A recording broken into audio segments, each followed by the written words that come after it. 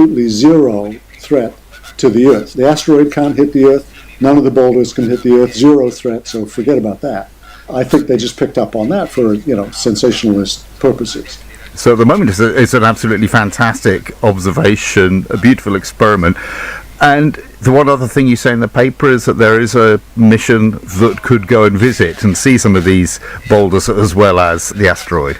I think that's quite exciting. So European Space Agency has this follow-up mission called Hera that is going to go back to the same asteroid. And the idea was to have a look at the whole.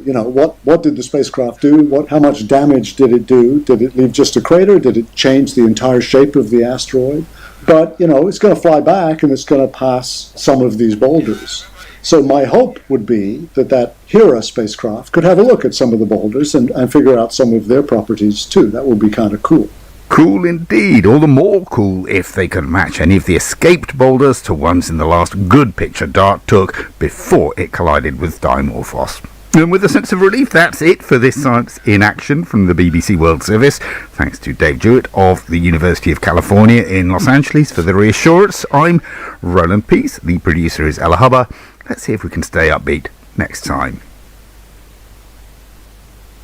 This is the BBC World Service, where Sana Safi is taking us inside Afghanistan's secret schools. In my homeland, women and girls are defying the Taliban's ban on their education by learning in secret. It's the story of lessons held in the shadows. Inside Afghanistan's secret schools at bbcworldservice.com/documentaries or wherever you get your podcasts. At bbcworldservice.com, Health Check. After the news that leprosy may now be endemic in the state of Florida in the US, we ask what's happening in the parts of the world where leprosy is affecting far more people. Stay with us. The real story is next. This is the BBC World Service, the world's radio station.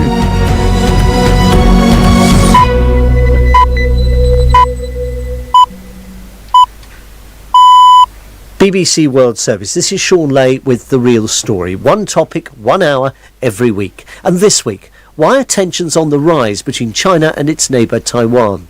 After 70 years of separation, is the Chinese President Xi Jinping preparing to reunite Taiwan with the mainland? A lot has changed in 7 decades. Taiwan is a multi-party democracy. Its computer chip industry supplies the world. And less than a third of its population now say they feel at all Chinese. In the first 6 months of this year, incursions into Taiwan's airspace by China's military increased by 60%.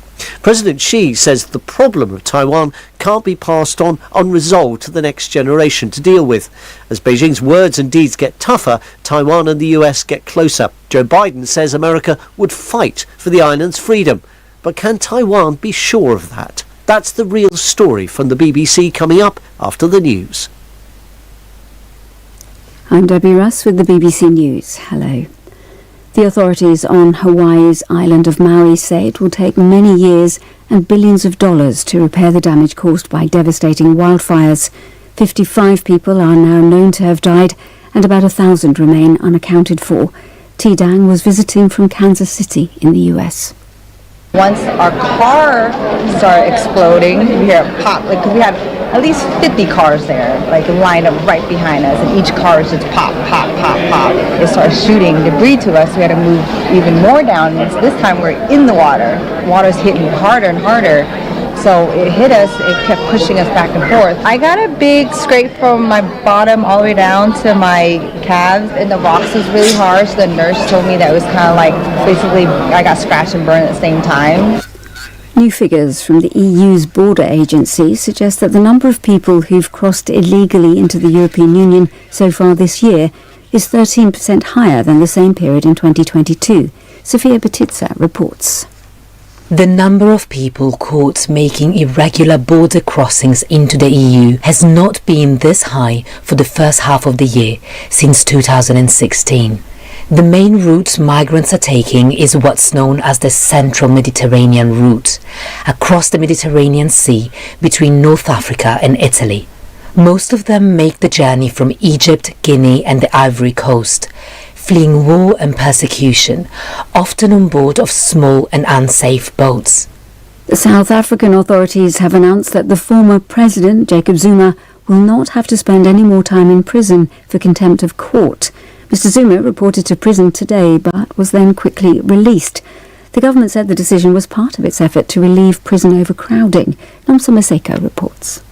South Africa's Commissioner of Prisons, Mahoti Tobagale, has said former President Jacob Zuma reported at the Escort Correctional Facility in his home province of KwaZulu-Natal this morning and was admitted into the system.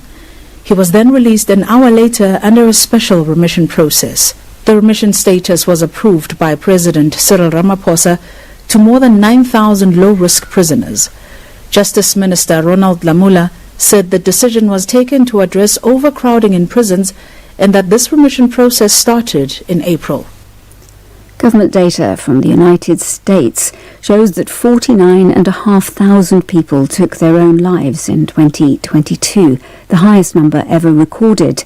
The figures from the Centers for Disease Control and Prevention say half the suicides involved firearms. The biggest increases were in older adults.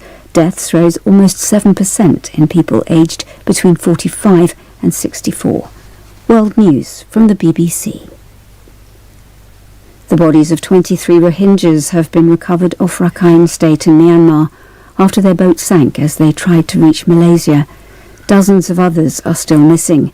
Survivors said they'd paid smugglers about $4,000 each. Aung Kyaw Moe, a minister in the exiled National Unity Government of Myanmar, said fleeing the country was a matter of survival for many. The situation in Rakhine State for Rohingya is like an open-air prison, and where basic human rights are denied and people are not able to move from one place to another to fulfill their biological needs, including. And a little earlier, our US correspondent Martha Kellner sent this update from Maui. The Governor of Hawaii, who you heard just there, Josh Green, said he does sadly expect that number to rise and that this could well become the worst natural disaster in this state's history. He said the full extent of the destruction of Lahaina, which is the worst affected town, will shock you. It does appear, he said, that a bomb went off. And certainly that's what we're hearing from speaking to people who were caught up in the worst of those wildfires. It is, though, the natural beauty of Maui, which we're also seeing here, that attracts millions of tourists each year. It's also home to some of the rich and the famous. The likes of Jeff Bezos has a home here, and Oprah Winfrey as well. And in fact, Oprah Winfrey was down at one of the evacuation shelters today, dispensing food, water, whatever assistance that she could. But certainly tensions are rising between locals here and the authorities for two reasons. The first is that access into Lahaina is being severely restricted, and locals say it's preventing them from getting the message out to the wider public about just how bad the situation on the ground is.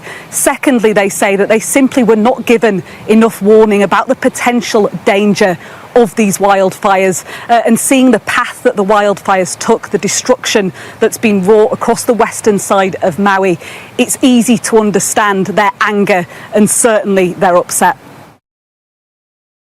There for us in Maui. We'll have much more on the wildfires, which of course have devastated Hawaii. A special programme tonight at Hawaii Inferno, 7 p.m. here on Sky News. Well, still to come this hour on Sky News today, we'll speak to the American Red Cross, who are helping on the ground in Hawaii as those wildfires devastate the region. Also ahead, a new era of exploration as Virgin Galactic sent 3 tourists to the edge of space.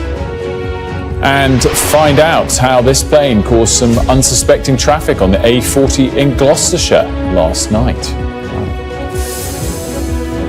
Now, an independent inquiry into the experience of women and girls who were taken into police custody in Greater Manchester has been commissioned following an exclusive investigation by Sky News. Here on set with me is our Jason Farrell, who led the original story. Jason, just quickly remind us what your investigation uncovered in the first place. Well, what we showed is 3 women's stories who all went in on different days into police custody, into the same station, and experienced similar experiences, essentially coming out with the same story, that they had been strip searched, they felt, unnecessarily by the police. One of them, in a more darker twist to the story, thought that she may have been sexually abused, raped in the police cell, and had asked for CCTV to clarify what had happened, because at the time she was under the influence of drugs, and she was not able to get all of the footage, and there were sections missing which the police were unable to provide for her. Following this, Andy Burnham, the Mayor of Manchester, looked at it and indicated that he was going to talk to Dame Vera Bard, the former Victims Commissioner, about whether she could look into this and investigate it. And today we've got this formal announcement. And so talk us through the announcement today. And of course, your original investigation, you published it a couple of weeks ago. So this is... Yeah, it's just over 2 weeks since we put the original investigation out. And I think people were really shocked by some of the stories. Mm-hmm. There were women who were saying that they felt that they were strip searched for reasons that were pretty tenuous. One, for example, concealing a vape. They also felt that sometimes it was done maliciously, that the police were doing it because these women had perhaps offended them in other ways. One of them, for example, was originally arrested for swearing at the police. So what the Commissioner, what Dame Vera Bard is going to look at is the use of strip searches, the care given to female detainees when they're in custody. And I think this is a really important issue around how women, particularly vulnerable women or women with mental health issues, are looked after, especially if they've experienced sexual abuse in the past, for example. You know, what sort of care should be given to them? Should there be extra precautions around strip searching in those cases? How effectively complaints are handled? And I think that's a really key issue as well. All of these women felt that when they tried to complain about what happened to them, they hit a glass wall, they just got rebuffed, no one took them seriously. And effectively, that's why they ended up coming to us. And it also looking at the inequality between women and men and whether there is a difference in the way that that is handled. And Dame Vera Bard says she's going to look at the accounts of these women, but see how widespread this is and what groups are there to support people. And so Dame Vera Bard is going to carry out this independent investigation. Who will she be reporting that to? And is this just focused on one police force or one area, or is it going to be nationwide? It is looking at Greater Manchester Police. So this was a particular police station in Greater Manchester Police. I mean, we have, since this report's come out, had women from other parts of the country, and indeed men, who have said that they had similar experiences of unnecessary strip searches. But it is Andy Burnham who has commissioned this report. And so Dame Vera Bard, the Mayor of Greater Manchester. The Mayor of Greater Manchester. So Dame Vera Bard will be looking at his police force specifically and reporting to him, but I'm quite sure that there will be wider lessons. And I think particularly around the complaints process and whether, there are wider implications for this. When you look at the number of times, and we've seen this, for example, with the Met Police, where predatory men, for example, have been able to continue to abuse women within the police force. We saw it with David Carrick, for example. Often, somewhere down the line, there's been a failure in the complaints system that might have stopped that happening sooner. So I think it is a really good thing that Dame Vera Bard, an independent person, is going to come in and look at not just strip searching, but also the complaint system. And just finally, Jason, going back to your original story when we were chatting about it a few weeks ago, when you broke it, there was still that question of the missing CCTV footage. Any further developments on that? Well, we understand that it was what Greater Manchester Police saying now is that it was corrupted, but they are going through forensic analysis to see whether they can recover those. There's 2 hours within the cell. Just 2 hours missing. were corrupted. So there were 2 hours within the cell that they say they need to kind of go through a forensic recovery process to try and get hold of it. And they also say, we talked about the fact that there was a missing hour between the van, one of the women getting in a police van and going to the police station. They actually say that missing hour was down to differences in the time periods recorded by the two different cameras. So the two different cameras were on different time settings. That's what they say. So the body cam footage was on a different time setting to the camera footage in the cell. Well, still questions to be answered, it sounds like, Jason, and Dame Vera Bard will be posing many more, all stemming, of course, from that exclusive Sky News investigation of yours from a few weeks ago. Jason, thank you.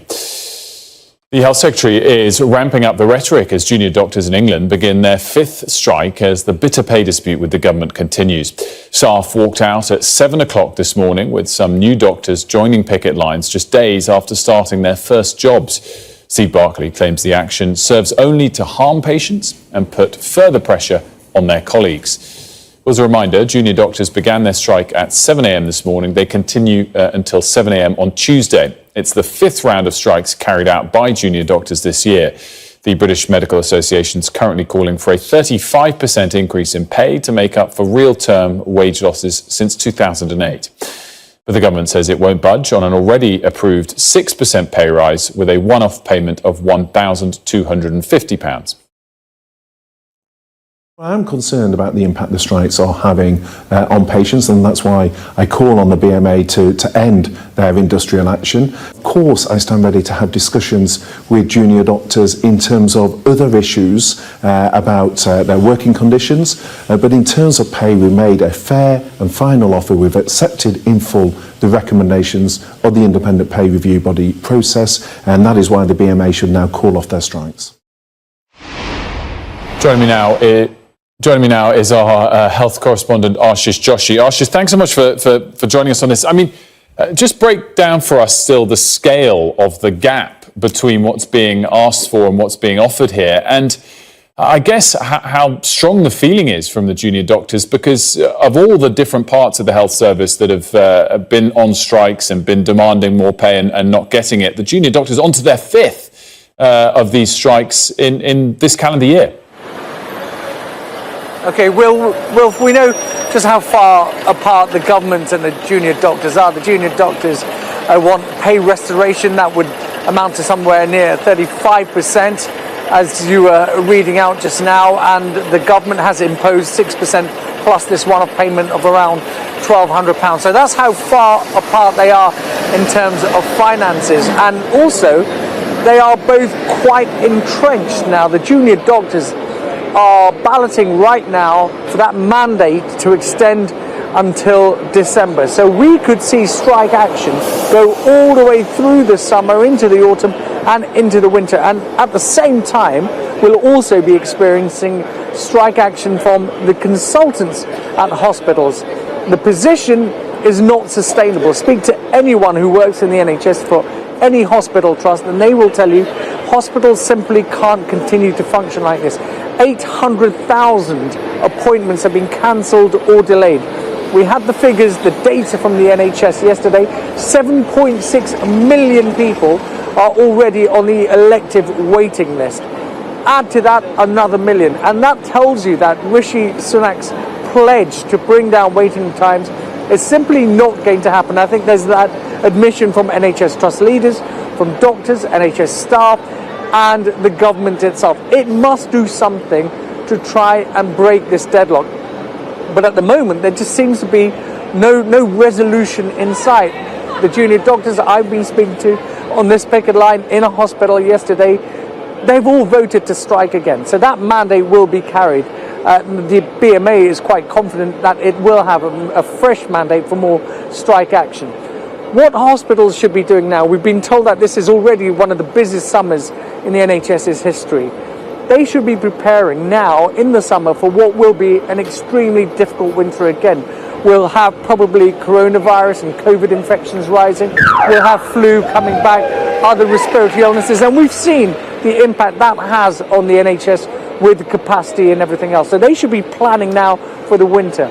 When they cancel operations, they have to put these patients back on a waiting list. So that waiting list grows. So all round, the pressure continues to build on an NHS which can't cope with the pressure indefinitely. That's why everyone involved in this, the government, the doctors, the BMA, the unions, NHS trust leaders, patient groups, are urging for a swift resolution. But where is that going to come from? Will the government say, we can't offer you any more money, but what we'll do is we'll try and include a package around your pay to try and bring you up to that 35% you're asking for?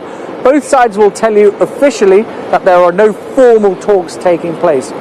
Unofficially, there are always channels of communication open, and there will be informal talks taking place, but that's not good enough. What the NHS Trust leaders want right now is an early resolution, because the next few months are going to prove to be extremely difficult, and ultimately patients who have had their operations and procedures delayed, they'll present later and they'll be more sicker. Ashish, as always, thanks so much. Ashish Joshi there. Now, official figures show the UK economy grew slightly in the 3 months to June. GDP increased by 0.2% for that second quarter of the year. It rose 0.5% for the month of June alone. It comes after a rate of 0.1% was recorded in the first quarter. The lowest amount possible, of course, is to still be classed as growth. Well, earlier, Secretary of the Treasury John Glenn told us that the smallest figure is welcome news, but he'd like it to be better. There's a lot of resilience in the UK economy. We saw a record upgrade from the IMF of 0.7% higher for the UK economy this year. That's welcome news. When I started in office 9.5 months ago, recession was predicted. But of course, I would like that figure to be higher. But we're in the middle of the pack with respect to our peers in the G7. Germany is actually flat. Italy is minus 0.3. So, we've got a lot of work to do, but we're also in the context of the inflationary pressures we see in the economy at the moment. It's obviously a delicate balancing act. We will be discussing those GDP numbers later in this show. Gemma Godfrey, a personal finance expert, and also Simon French of Panmure Gordon joining us during the course of this morning. You're watching Sky News Today with Wilfred Frost. Coming up, Channel crossings continue to soar as more than 100,000 people have made the journey since records began.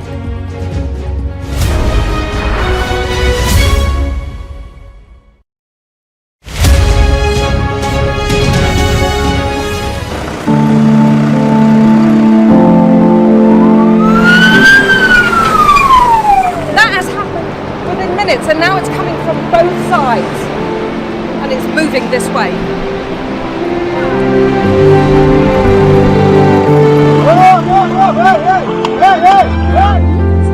Only about half a mile from the Turkish coast, and it's evident that the boat is seriously overcrowded. This is one of the most severe viruses in the world. I'm Alex Crawford, and I'm Sky's special correspondent based in Istanbul. The biggest party Tripoli has ever seen. That's it got us then. There's a lot of action going on, a lot of hits going in still. We aim to be the best and the most trusted place in news. Clearly not had very much to eat at all, a lot of them extremely thin and very frail. Look at her arms, I can put my entire hand round. This is the cocktail of drugs which the doctors at this hospital have been giving their coronavirus patients. Made for people who want clarity in an uncertain world. Mother Nature can be vicious, absolutely savage. The world's largest falls now down to a trickle in places. I can't imagine how much plastic is lying at the bottom of this huge lake. Whoa! Close and personal with Rhino. This is what makes the job so fantastic. Welcome back. Figures show that more than 100,000 migrants have now crossed the English Channel since current records began 5.5 years ago. Our political correspondent, Rob Powell, is in Westminster. Rob, it's a milestone for sure. It's a round number. Actually, over 5.5 years, it's not perhaps as bad as some people might expect. It's all relative. But when you start to throw around the numbers that have been reported more loudly over the course of the last 6 months or so on legal migration as well, it is perhaps not quite as big a number on a per annum basis as you might expect. I mean, it's a largely arbitrary milestone, really, when you think that the government's only been counting small boat crossings and migrants that arrive in the country that way since 2018. It wasn't so much of a big issue before then. People who arrive illegally or in irregular fashion, as the government often puts it, by other methods aren't included in this tally. And this is obviously only people who are actually intercepted and counted coming onto the south coast. So people that make it into the UK undetected aren't included in this anyway.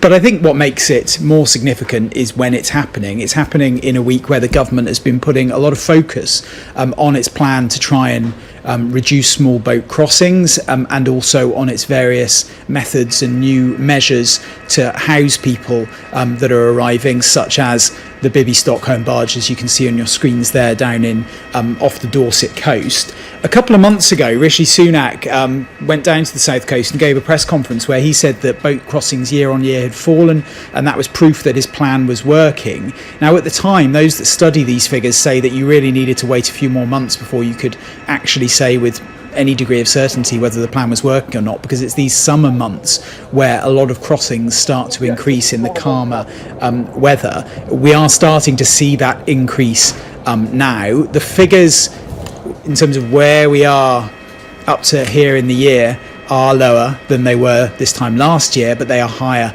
than the year before.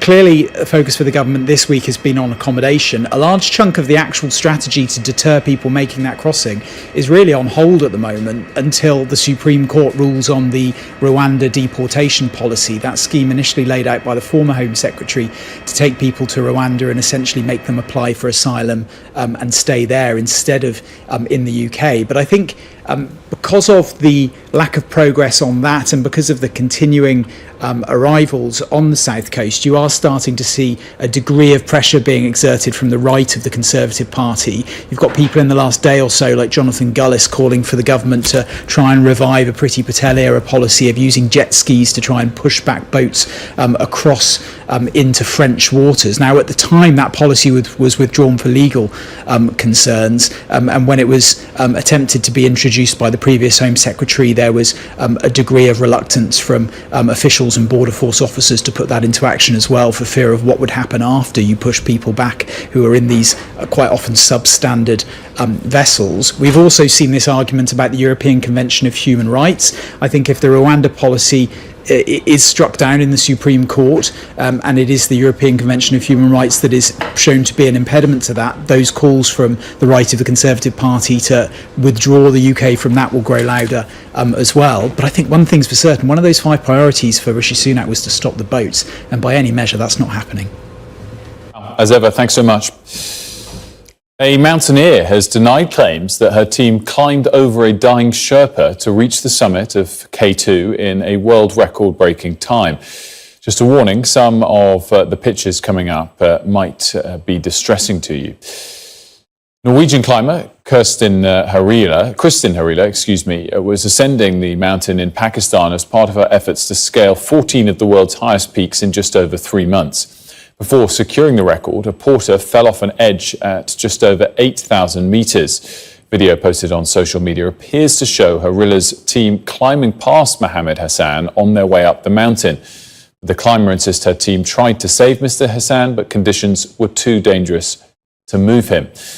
One mountaineer, who was also on K2 that day, said he's being treated by one person while everyone else is pushing towards the summit. The fact is that there was no organised rescue operation, although there were Sherpas and mountain guides on site who could have taken action. Another said if he had been a Westerner, he would have been rescued immediately. No one felt responsible for him. What happened there is a disgrace. A living human was left lying so that records could be set. Well, let's look at some of today's other headlines now. It's been revealed that the Conservative MP Theresa Villiers failed to declare she owned thousands of pounds worth of shares in Shell during her time as Environment Secretary. Ms Villiers admitted owning shares worth more than £70,000 in her latest update to the Register of Members' Financial Interests. Sky News has approached her for comment. The US has reached a deal with Iran for 5 jailed Americans to be transferred to house arrest. It's in exchange for billions of dollars that were frozen because of sanctions.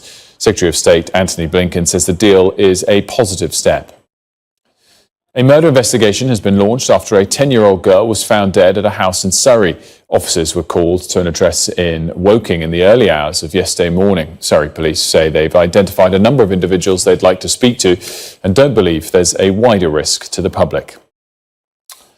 Nearly 1,000 Ukrainian Marines are preparing to return home after spending 6 months training with British forces. The training took place across England's south and included planning and conducting beach raids using inflatable boats. More than 20,000 Ukrainian recruits have received training in the UK since the start of last year.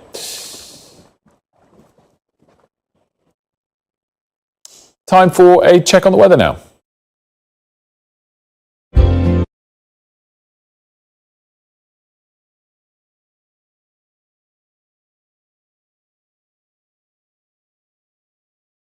Well, just as the weather warmed, we're back to some cooler and fresher conditions with a scattering of showers. Early rain will clear from the far north of Scotland and the Northern Isles to leave a mix of sunny spells and scattered showers.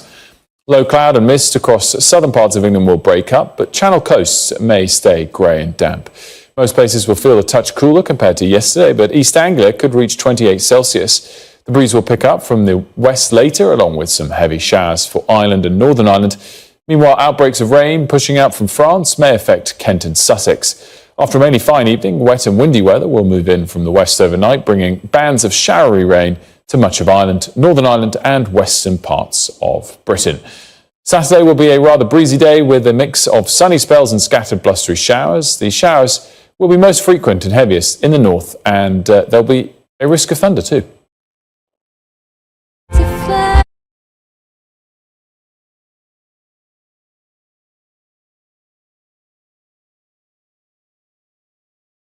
All over the world to send money to their loved ones in Africa.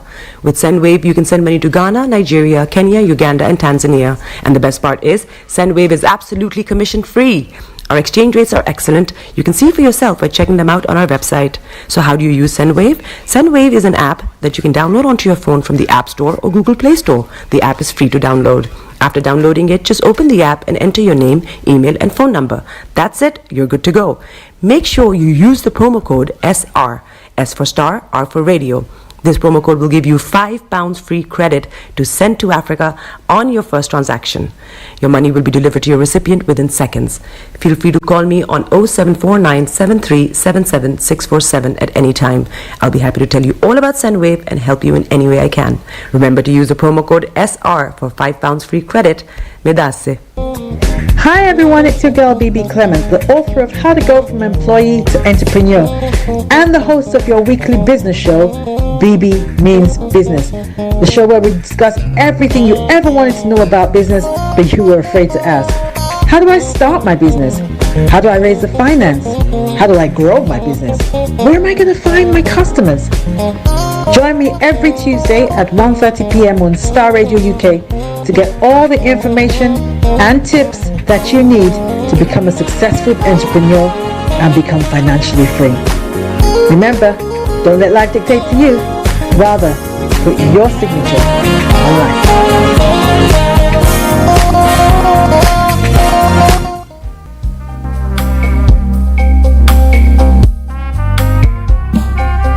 Are you looking for the fastest, reliable, and trustworthy door-to-door shipment company? Well, look no further. When was the last time your family received a shipment back in Ghana on time and in time? You are not sure? Well, Shippers, we pride ourselves with being the fastest, reliable, and trustworthy shippers you can use. You are assured of a prompt pickup anywhere in the UK by our personnel. They also make sure your items are well packaged to get to its destination in time. When it comes to door-to-door shipment, look no further. Well, Shippers, contact us on 07939009321 or 07498911820. Or you can visit our website www.welllamp.co.uk. You can also drop us a mail, info@welllamp@gmail.com. Well Lamp Shippers, fast, reliable, and trustworthy.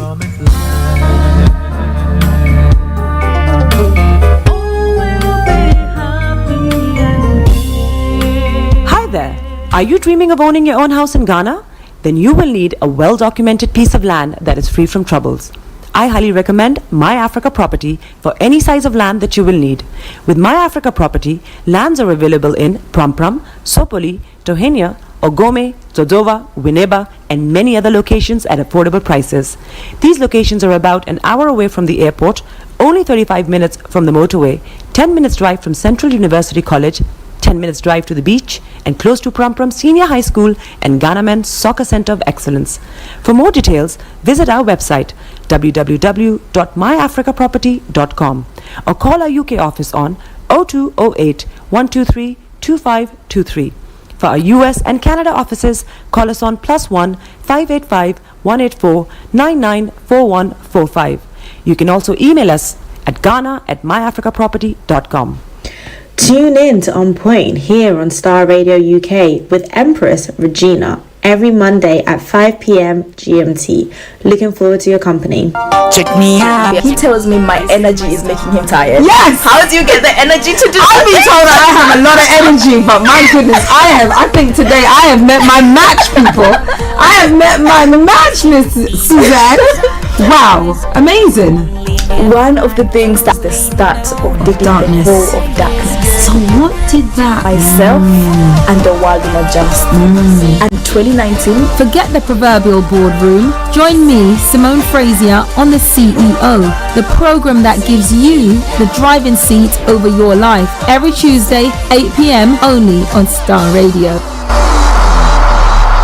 Getting onto the property ladder has never been easy until now. Join us this and every Thursday from 7 p.m. to 8:30 p.m. live on the Property Hour Show on Starr Radio UK, where we talk to mortgage brokers, property developers, estate agents, landlord, tenant, property consultants on how to invest or get into the property business and make money. You can't afford to miss this. The Property Hour Show is your best source into the property industry. Hi guys, this is your friend Uruj from SendWave. SendWave is a money transfer app that is used by people all over the world to send money to their loved ones in Africa. With SendWave, you can send money to Ghana, Nigeria, Kenya, Uganda, and Tanzania. And the best part is, SendWave is absolutely commission-free. Our exchange rates are excellent. You can see for yourself by checking them out on our website. So how do you use SendWave? SendWave is an app that you can download onto your phone from the App Store or Google Play Store. The app is free to download. After downloading it, just open the app and enter your name, email, and phone number. That's it. You're good to go. Make sure you use the promo code SR, S for Star, R for Radio. This promo code will give you £5 free credit to send to Africa on your first transaction. Your money will be delivered to your recipient within seconds. Feel free to call me on 0749 7377 647 at any time. I'll be happy to tell you all about SendWave and help you in any way I can. Remember to use the promo code SR for £5 free credit. Medasse. Broadcasting live online. Turn it up.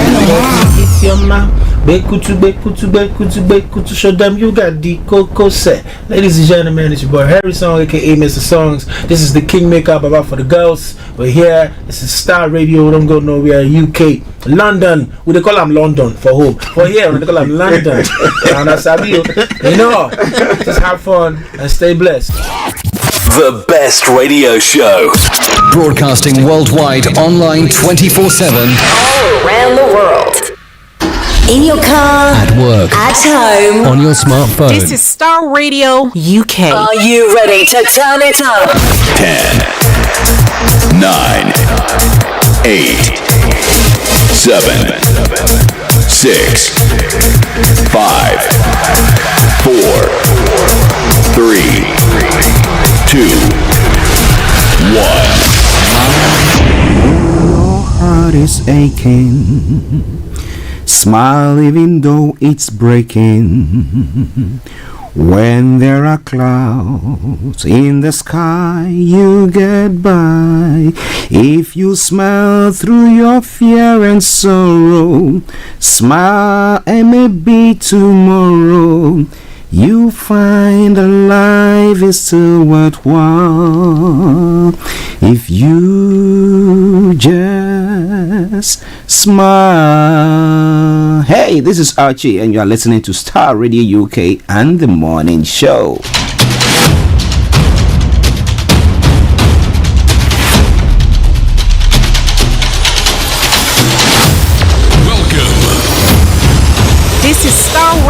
This is UK. Starr Radio UK. This is Starr Radio UK. Welcome.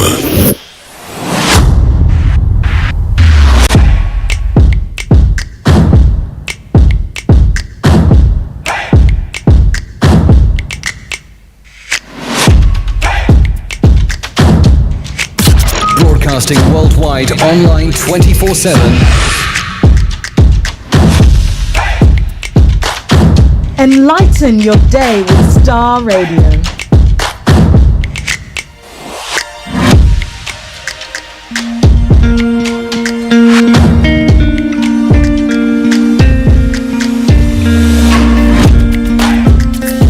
Love for you runs deep. Starr Radio. Radio for the people. Vibe. All of you makes my heart beat. You make the doubt they fade. Welcome. And that's what makes you great. Okay, let me say massive good morning, good afternoon, good evening, good dawn to you wherever you might be on planet Earth, and those of you on other planet as well. We want to salute each and every one of you and welcome you to the Friday edition of the morning show. Today is the 11th day of August, the year 2023, with the time now 10:39 from the hearts of London, and I say welcome on board. But let me say good morning to my team this morning, Mr. Olayomi, Mr. Dan Tabiri, and the one and only Mr. Francis Guy, my able producer. I salute each and every one of you, gentlemen. That's the team. But a special good morning goes to Aboshade Rachel. Yes. Thank you very much, and good morning to you. I hope you are doing very, very well. Thank God Nigeria has not happened to you, as we say on this platform. And let me say good morning to Shamsuddin as well. Bishop Adesina, good morning, and to all the staff at the RBS office in Lagos, Nigeria. I salute each and every one of you. Antonio Deneji, good morning. Olakunle, good morning. Aziz, good morning. Sir Maxwell, hey, Moyiwa, I salute each and every one of you. Miss Ebenezer Hammond on the way in Cape Town, good morning to you. Chantel, good morning. Also, let me say good morning to Felix all the way in Aberdeen, Kofi Ali, Abdul Yakin, Dr. Morton, good morning to you, and the one and only Mr. Malik Dramani Mahama. Mr. Kidiosen, good morning to you. Mr. Kidiosen is a PPP Chairman, UK and Ireland chapters. He is the one here. Yes. Lovely to have you all on board. But share the broadcast with your friends and loved ones and invite them to like our pages as well. Kujodi, good morning. And to all you wonderful people who have been on holidays and are back. Mrs. Evelyn Tabiri, yeah? Good morning to you and the girls. Ajwa, Asida, Inshira, and Abena. Good morning. Yesterday and forevermore. And that's what makes Okay, do. Now, if it's your first time of tuning in to listen to us on the Starr Radio UK Friday edition of the morning show, this is how the program goes. Let me put it this way: all protocol observed. I'm bringing you the quote for the day, the weather forecast will follow suit, then the travel update will follow from there. We'll have a look at some of the stories making the rounds across the globe, known as Global Trotting. Then after that, we'll be bringing you updates from Nigeria, from our Northland studios, where we have Mr. Olayomi all ready to fire on all cylinders. And then from this, we continue to look at some of the other stories making the rounds in other parts of the world. At 12 o'clock, the lines will be open for you to add your voice to the discussions. At 12:30, we'll bring the first part of the program to a close, and I'll take you to Kent, where our money man is today. And I'll be telling you what we're going to be looking at. It looks like marriage allowance. Alright then, so Starr Radio UK, your favorite African and Caribbean radio station in London. To all presenters of Starr Radio UK, we salute each and every one of you. I say welcome.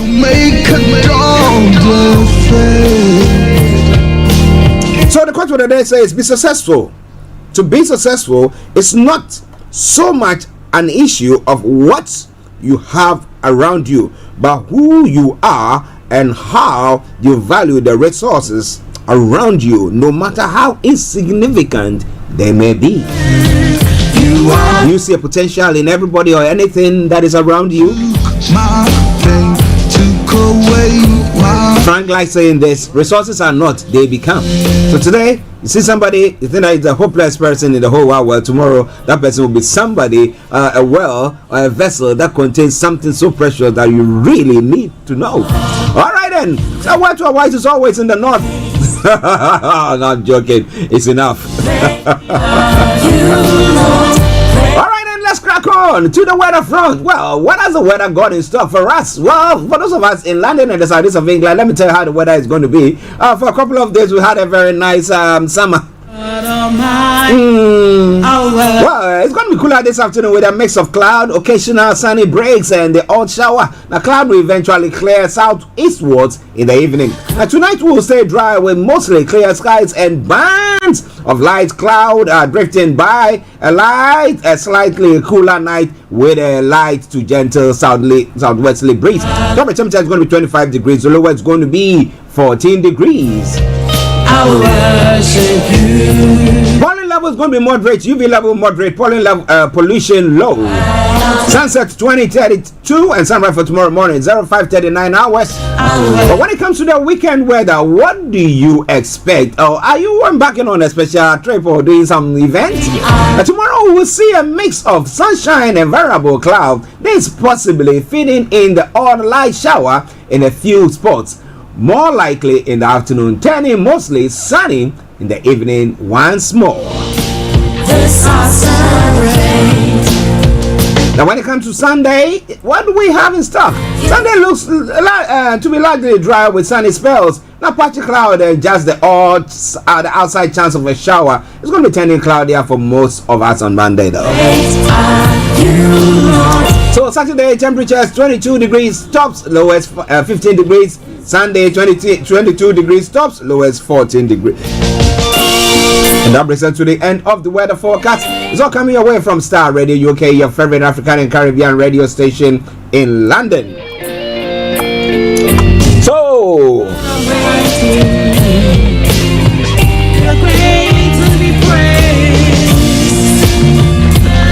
okay, let's take this break. We come back and I'll bring you the travel update. Stay tuned, don't you go away. Share the broadcast with your friends and loved ones and invite them to like our pages.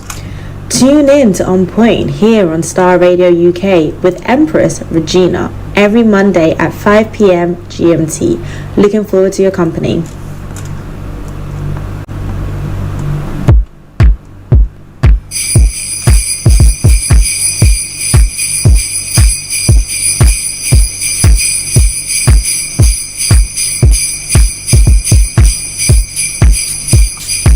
Okay, so keep your eyes on the roads. Keep your eyes on the roads. I'm keep you navigated. I promise I'll be on the Starr Radio Get Travel Update. I come to work every weekday from 10:40. It's not 10:45. So what is happening in your travel this morning? Let me tell you about it, and then you know how to go about your travels. Now on the London, the major roads in London, A23 has got serious delays. That aside, all the others, no exceptional delays there. Now when we come to the underground this morning as well, Bakerloo line has still got part closures. Well, so please, if you can avoid it, do your best to avoid that. Then London Tram Link, part closures there as well, and that pertains to what? Yes, until Sunday the 13th of August, no service between Wimbledon and Therapia Lane. Replacement bus operating between Wimbledon and Warden Marsh.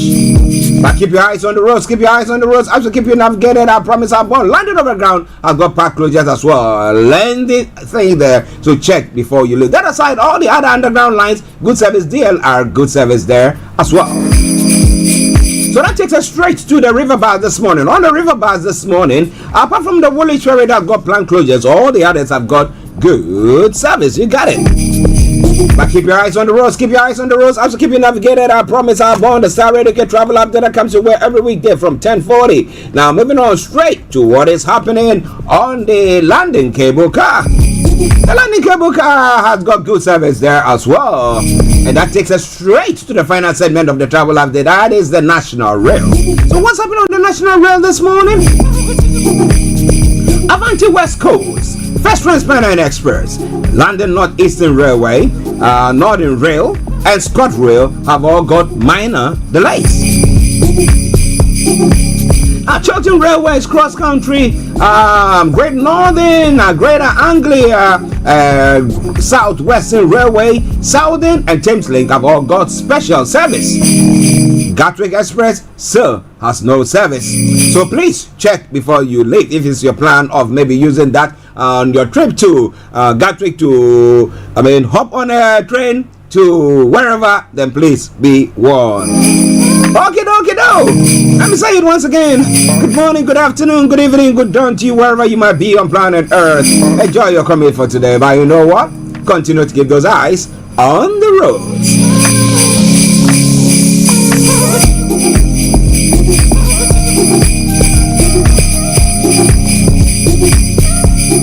Getting onto the property ladder has never been easy until now. Join us this and every Thursday from 7 p.m. to 8:30 p.m. live on the Property Hour Show on Starr Radio UK, where we talk to mortgage brokers, property developers, estate agents, landlord, tenant, property consultants on how to invest or get into the property business and make money. You can't afford to miss this. The Property Hour Show is your best source into the property industry. Hi there.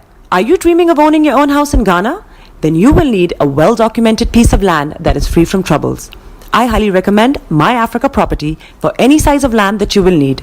With My Africa Property, lands are available in Pram, Sopoli, Tohenia, Ogome, Dodova, Winneba, and many other locations at affordable prices.